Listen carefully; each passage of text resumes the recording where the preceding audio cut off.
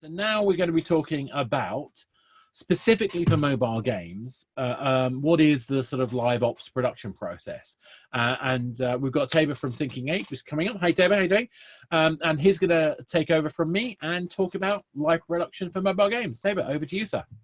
Hi there. Hi, everybody. I'm Tayber Voyer, and I'm here to talk to you about live ops production games. So let me just switch to the appropriate background and start the presentation here. So hopefully, I'm going to share my screen first. This should be shared and presented. So I'm actually going to take a little bit of a different tack than I normally do. I've been doing live ops and live games for almost 10 years, and I've done this presentation about live ops production almost every year since I started. And I thought, I've started taking over recently to become the head of production at the whole entire studio, and that's giving me a bit of a different perspective. So I'm actually going to talk about how do you create live ops production through psychological safety. So a little bit about me. I'm the head of product at Thinking Ape, and I've, like I said, been making games for 10 years in a free-to-play live environment. And outside of a few small prototyping phases, I've been almost exclusively actually working on live product. And I've been with Thinking Ape for 7 years. We have right now 4 products in the market: Kingdoms at War, Party in My Dorm, Kingdoms of Heckfire, and Casino X. Kingdoms at War was launched in 2009. And so it's one of the oldest games on the market, and it's still around. It still actually does quite well. It has really, really dedicated user base. And we launched Party in My Dorm in 2010. And that game actually is actively growing. It's grown year over year in terms of revenue. Its user base is growing. And then we finally launched Kingdoms of Heckfire in about 2 years ago. And that game is, us taking everything that we learned in the last decade and applying it to a more modern game. And we also have a set of casino games that we launched a number of years ago and continue to maintain. And so now we're working on a project called codenamed Dolphin. And I can't talk a little bit more about that until it's closer to launch, but we're hoping to launch it later this year. And it's really exciting. It's built on the Kingdoms of Heckfire engine. Okay, so psychological safety, I blatantly ripped this off from the Google Rework website, which is a great resource for anybody looking to figure out how to manage more effective teams. But the idea of psychological safety being something that's built on dependability, structure, and clarity, meaning and impact. And I just thought it was a really useful framework to think about live ops. And so I'm going to try to use these concepts and apply them to how you can build this within your own organization. So when we start talking about psychological safety, how do you set up an environment where your team can feel safe to make mistakes and be vulnerable? So in order to do that, I think you really need to create an environment in your live ops game where mistakes can be corrected. So we talk a lot about, okay, it's a different mentality to work in live ops.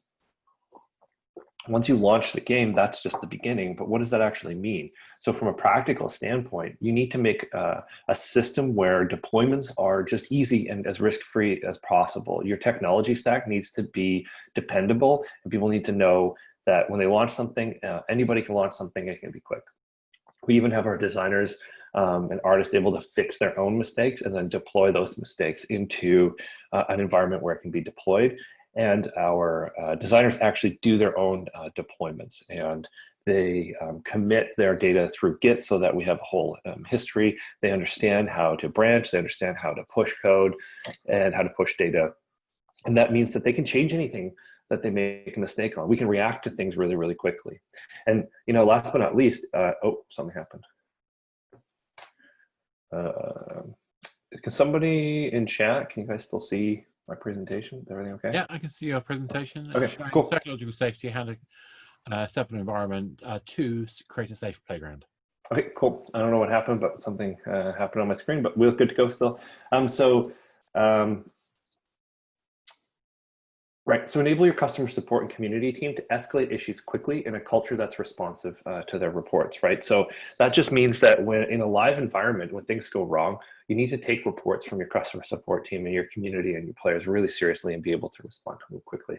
And I just want to like be clear that this is not an easy technology task. Like to build a scenario or a system where you have people authoring data and lots of different people authoring data and pushing it into a live environment in a risk-free setting, that is really, really difficult to build, but it's the thing that you should be striving to have. Because when people have an environment where they can launch things and they can correct their own mistakes, that's actually where you're going to have the most success in a live environment, right? And the next part is creating a safe playground. So people should be working in an environment where they have task-based maturity. And this is actually more of a management concept, but it applies really strongly to your live ops. If you have somebody working in an area where they don't know what they're doing and they don't have support to figure it out, they're not going to feel safe. They're not going to feel like they have a place where they can experiment, where they can innovate, and where they can try new things. And so you want to put people in places where they have task-based maturity. And if they don't have task-based maturity, they should have mentorship and guidance from somebody who does. You should be making tools that work, that are efficient, and people should be encouraged to be explicit about what they don't know. What I mean by that is if somebody is working in an environment, we often tell people, fake it till you make it. That's terrible. You don't actually want your reports to be faking it till they make it. You want them to be explicit and ask really good questions when they don't know something. And that needs to be built into the culture, because professional culture actually teaches people the opposite. And that's not healthy for creating a safe playground for people to work. And then encourage people to do peer review. This is standard for engineers to do code reviews. But it's not standard for designers to do reviews at early stages of design, or even, artists is a little bit more common, but you should actually be building that into your processes. Have people review each other's work. Make it so the consequences of making mistakes are low, right? So from a practical standpoint, if you want people to feel safe, you need to make it so that when they do make a mistake, they can correct it, right? So you want to make sure that they can correct any mistakes that can be made. They want that they feel safe and confident in the work that they're doing. And finally, if they do make a mistake, be prepared to deal with it. Encourage people to write test plans for what happens if things go wrong. Do pre-mortems. Whenever a task is not routine, meaning if people are working on pulling data that they've done 1,000 times, the processes are robust, it's probably not as important for them to, let's say, think about what happens if it goes wrong. But if it's something new, really encourage them. Do a pre-mortem. That's fine. What could go wrong? Be explicit about performance in your one-on-ones, right? So don't make people feel like if they make a mistake, they might not get promoted or they might get fired. Those conversations happen as part of your management. They happen in one-on-ones. So remove those performance metrics and those performance conversations away from your live ops environment, where people should be encouraged to actually make mistakes because they know that they can correct them and that they have confidence in the work that they're doing.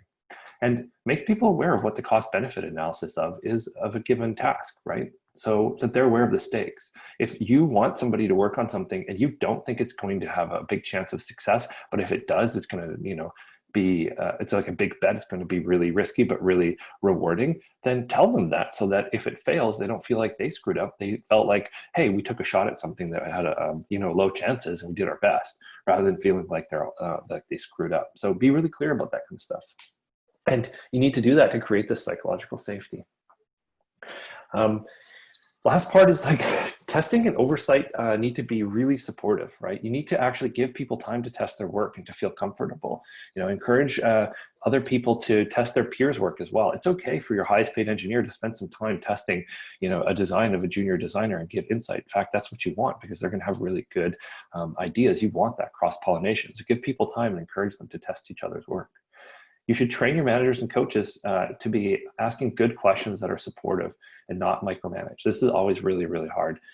But investing in people's leadership abilities and skills is going to pay dividends by creating that safe environment. And finally, teams need to have each other's back. But this comes from dependability. So how do you create a dependable environment in live ops? Fix your tools, right? People need to trust tools and processes to work as intended. If you have a broken tool, fix it. If you have a broken process, fix it. You have broken data, fix it. You need to do this, and you might not be working on the most exciting roadmap feature, but in order for you to build a place where everyone's working on features and thinking about the next biggest thing, they need to know that the routine work that they're doing, the tools they're working, the processes that they're using are all the right ones, right? Encourage people to do start, stop, keep exercises. Very simple. You get everybody in a room and say, as a team, what should we start doing? What should we stop doing? And what should we keep doing? And have people vote on it. And the insight that you'll get from that is phenomenal. Do postmortems on launches, features, processes, right? Do them consistently and thoroughly.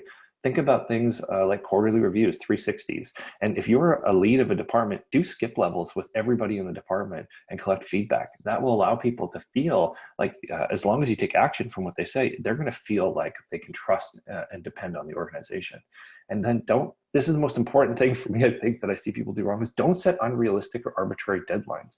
If you're working in a live ops environment, quality is really, really important, and dependability is really important. If you tell people we need to launch this thing this quarter or else, and then it doesn't launch and nothing happens, they're not going to trust and depend on those deadlines being accurate. And they're going to always blow up their estimates. So be dependable and transparent yourself.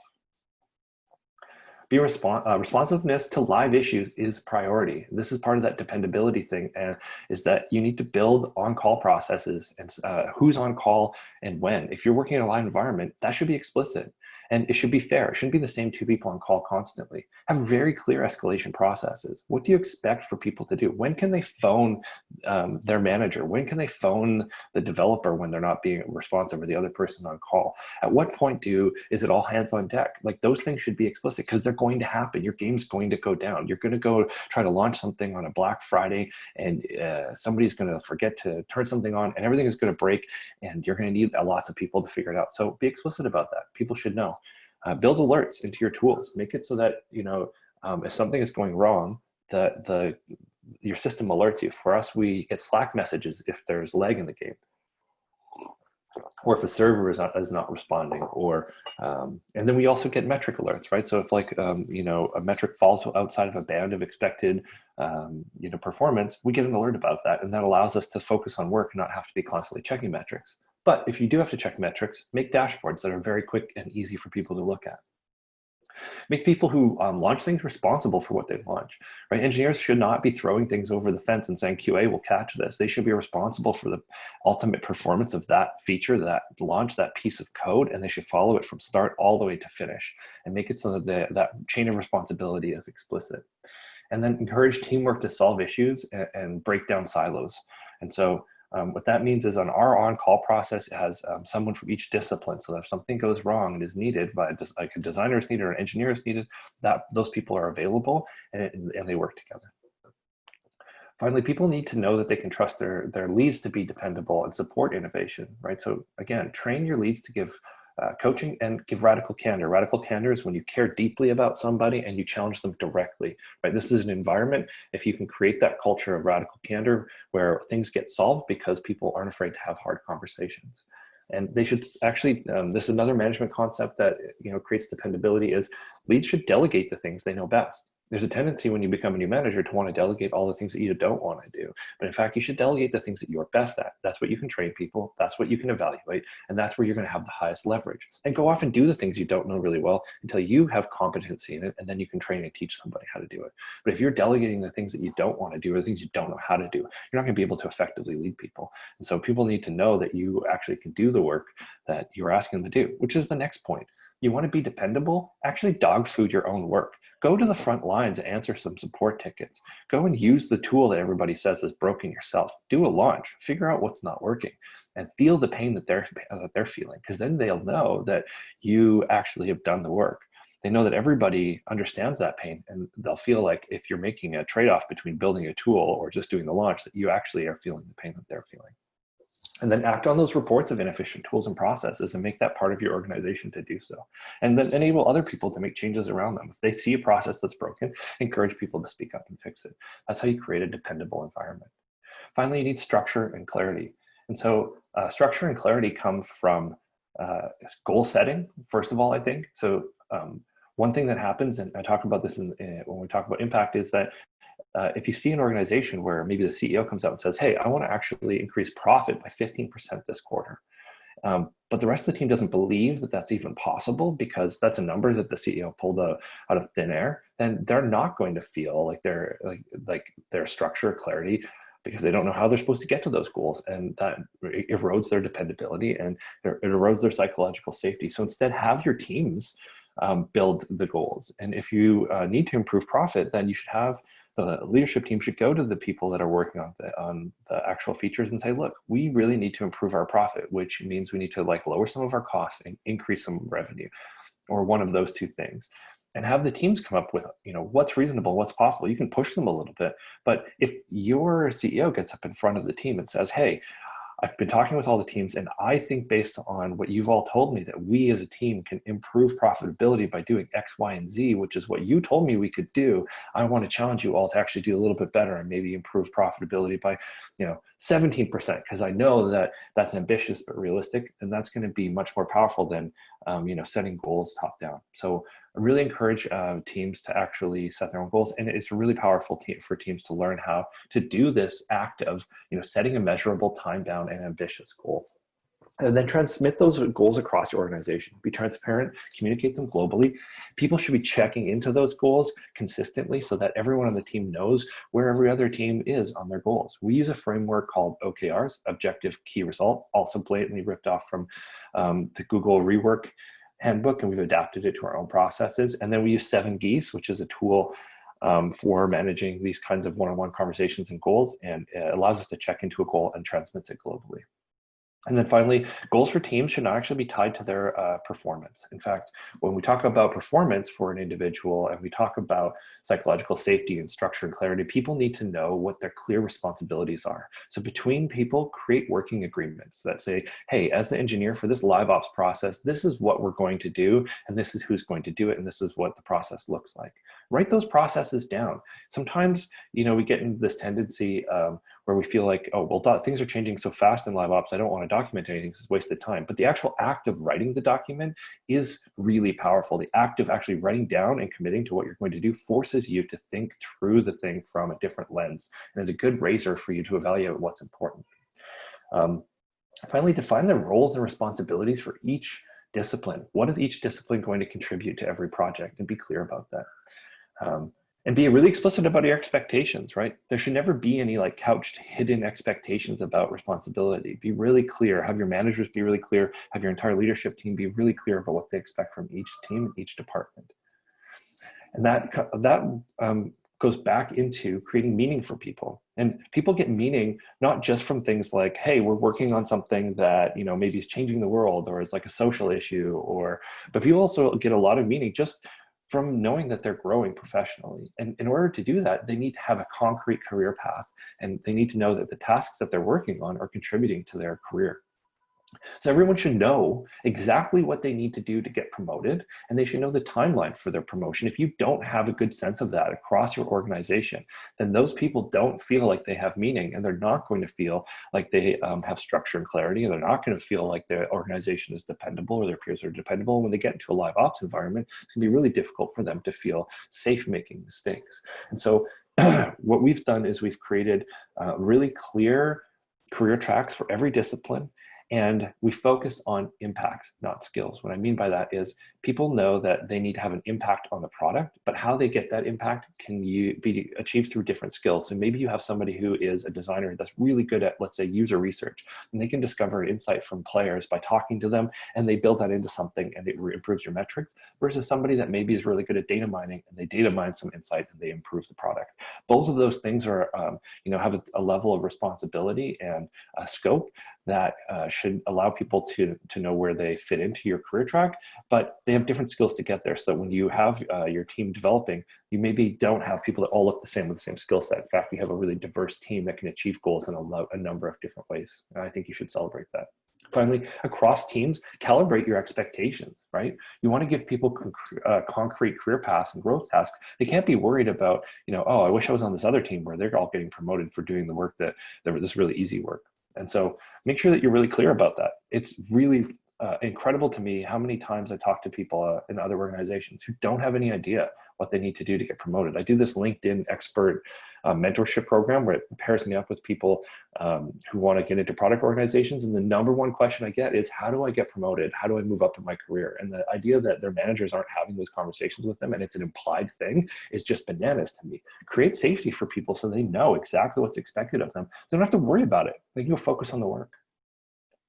Feedback is really important. Feedback internally, feedback externally, and feedback from the players and users of tools. I'm getting short on time here, so I'm just gonna be really brief on this, but encourage people to talk to the users of their work. And encourage whatever channels you have for feedback to come in about the impact of that work, and that will give people meaning. When I see an engineer who we say, oh, look, you improved, performance by X amount. I'm like, oh, cool, that feels good. But when I see a player say, like, I see floods of people come in saying, oh my God, the game's so much faster, I'm so happy. They just light up. They light up in a way that is completely different. So make sure that people see that so that they can have meaning. Finally, create external opportunities for people, send them to conferences, give them, encourage people to publish their work, talk about their work so that they get, meaning from feeling like they're an expert within their field. And then the final thing that this all builds towards is impact. So be clear about how your company's success when you're setting goals, how each team is going to contribute to that. You build recognition into the culture and celebrate your promotions across the entire company. And if you do all of these things, finally, when you celebrate a promotion, people are going to know exactly why that person got promoted. They're going to see the work that they did, and they're going to feel like everybody has impact on the team. And again, build company goals off of your team goals. So that's kind of what it all culminates into, is that you should be setting your expectations from the ground up. From that live ops environment comes everything else. If people feel safe, then they know that they're going to have impact on their work. And then the last but not least is that everyone should feel part of new ventures. This one's really challenging, but what we do is that we have incentives such that everybody, high tide raises all boats. If our company is successful, everybody gets a share of the profit. It's not tied. If you're on the team making a ton of money, you're not going to get a bigger bonus than the team that's on a new venture. And so everybody feels like they're all in it together. And that is more difficult, but it's something that I think is really important for this studio. So again, how do you build all of these things? It's a lot of work, but it basically comes down to, in order for people to feel safe in a highly complex live ops environment, you need to build all of that foundation before you can get to a point where people are willing to fail. And it's so easy. Everyone always says, stuff like, fail fast and fail hard and celebrate failure, right? Well, how do you do that? You do that by building the right foundations that people feel safe to fail. So I've gone over my time, and that is the end of the presentation. I had to talk really fast and condense it, but no, that was great. That was fantastic. And I think, you've nailed something there, which we talk about. We never kind of find a good way to express, which is that, there's a reason why you don't do crunch in live. Bet you shouldn't do crunch anyway, but that's another subject. But the reason why you can't do it in live is because you got to release something next week. Yeah. And if you kill your employees, they can't do anything. Now, and I think you've gone further than that. You've said, actually, this is about having a common endeavor. And to have a common endeavor, you've got to have that meaning, that structure, that support. Do you think this is something that people are starting to understand? Well, I hope so. That's a tough question. I personally have been doing this for 10 years, and I'm only starting to really understand the scope of it. I've always focused on allowing people to just fix their mistakes and thinking like, hey, as long as you can fix your mistakes, that's the most important thing. But I didn't realize how much things like career tracks contribute to people feeling safe, because now if they make a mistake, they know like I can still get promoted because I've been doing things that make an attempt, and they make an attempt in the right way. And I know what I need to do to get promoted. I don't have to worry about that so much. Or if you ask somebody, hey, go do this task that really, really sucks. Like, I need you to QA this build, and I know you don't want to do it. They know that, like, yeah, I can do that because it's not taking away from my other work. I know still that I'm going to have a path to be promoted.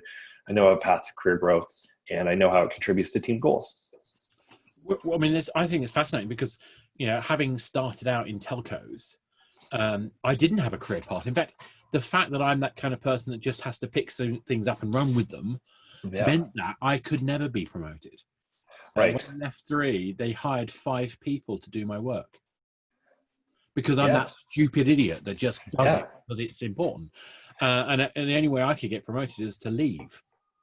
And I think it's a tragedy. I mean, I'm not saying I was any good, but it's a tragedy for people to feel like they're forced to quit rather than actually kind of run with the experience and actually kind of benefit. And like you say, all ships should rise with that tide.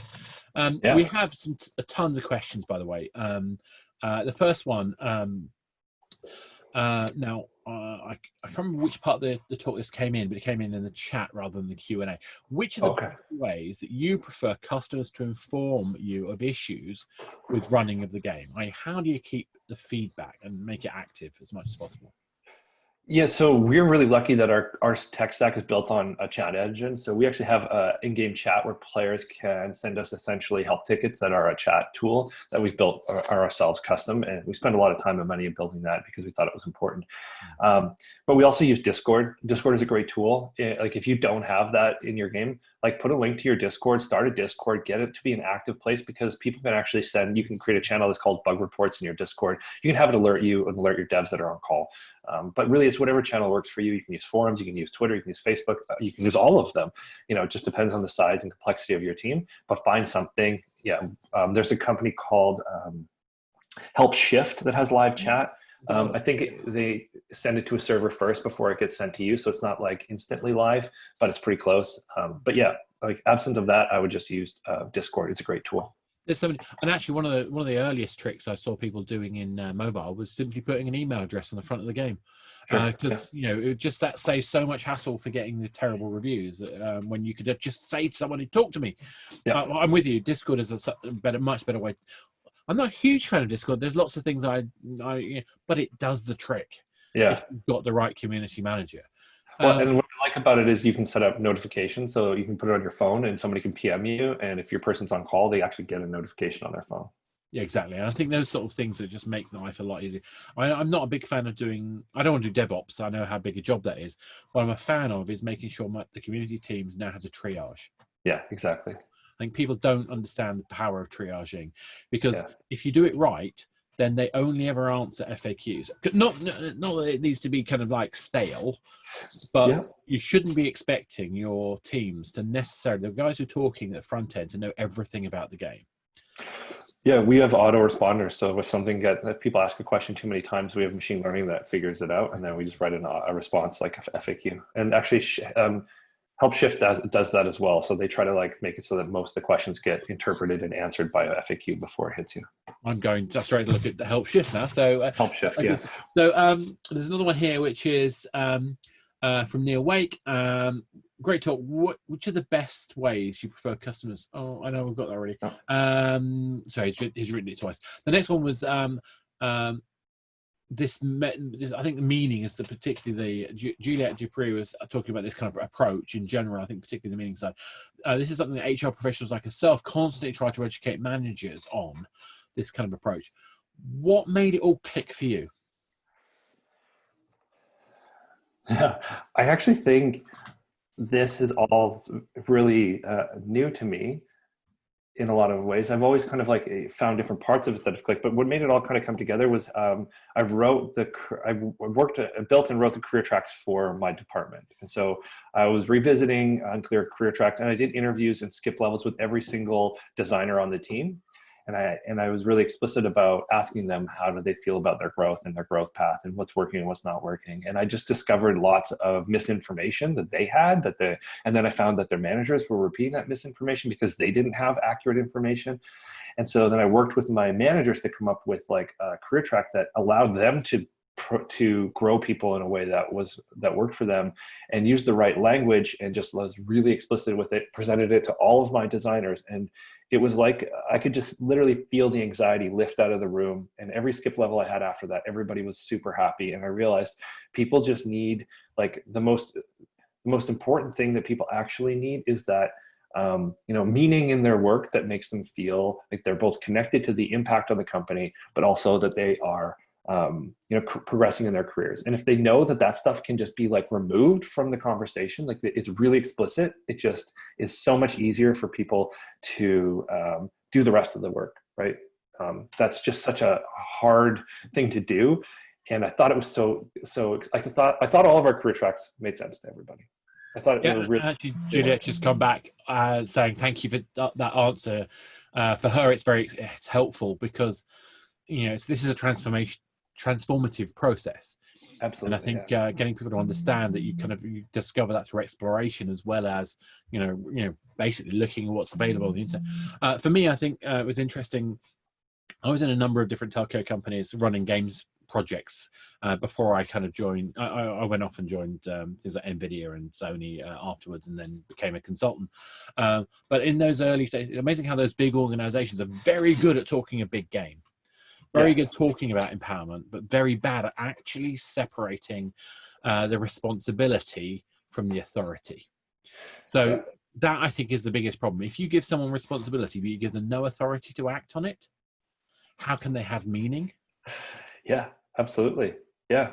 Yeah, And if you don't give them clear success metrics, like this is what it means for you to be successful, like the one that bothers me the most is the fail fast and don't be afraid to fail, right?